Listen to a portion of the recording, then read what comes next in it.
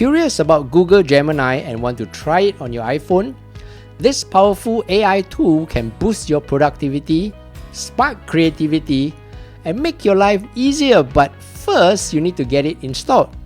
In today's video, I'll show you why Google Gemini is a must-try and exactly how to install it on your iPhone step by step so you can start exploring its full potential right away.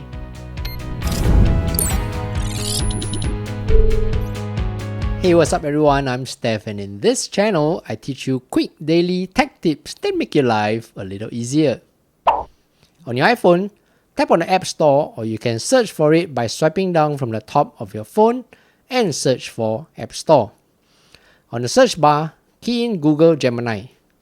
Here you can see the little cloud and down arrow icon beside the name of the app. Tap on it to download. If you already have the app installed, it will say open here. Or if there's a new update to the app, the icon will read update. There you go. If you found today's video useful, do give it a thumbs up and subscribe for more useful videos like this.